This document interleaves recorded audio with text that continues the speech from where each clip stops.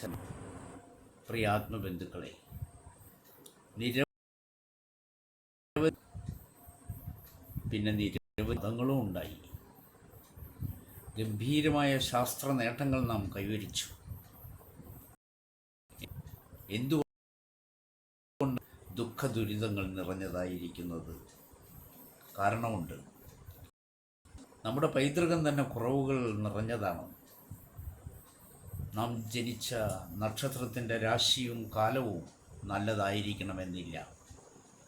നമ്മുടെ മുൻ ജന്മത്തിലെ അനുഭവങ്ങളുടെ ആകത്തുകയാണ് നമ്മുടെ ഈ ജന്മ സ്വഭാവം നിർണ്ണയിക്കുന്നതെന്ന് പറയുമ്പോൾ ക്രിസ്തുമത ഇസ്ലാം മത വിശ്വാസികൾ അത് അംഗീകരിക്കണമെന്നില്ല.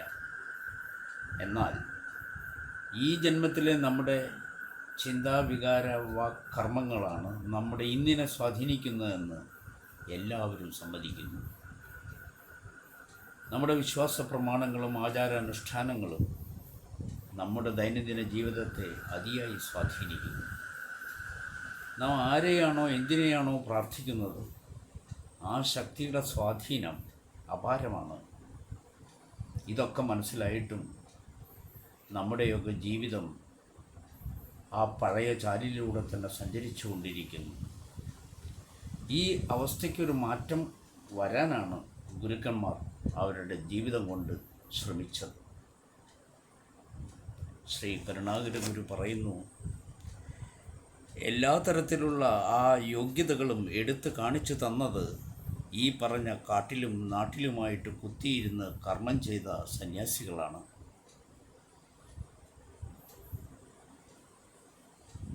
കാരണം ഒന്ന്, വൈദ്യം നമ്മുടെ ഇടയിൽ കണ്ടുപിടിച്ചത് സന്യാസിയാണ്.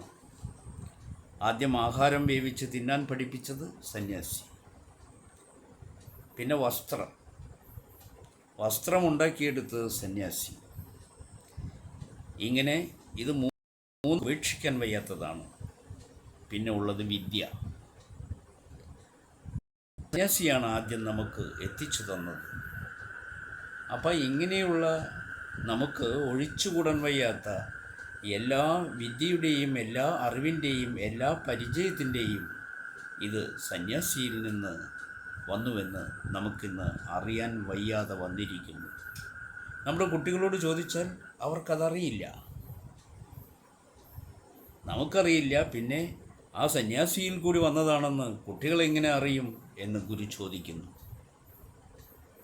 ഈ കാലഘട്ടത്തിൽ ഗുരുമാർഗമാണ് നാം സ്വീകരിക്കേണ്ടത് എന്ന് ഗുരു വ്യക്തമാക്കുന്നു. സദ്ഗുരുവേ ഈശ്വരൻ.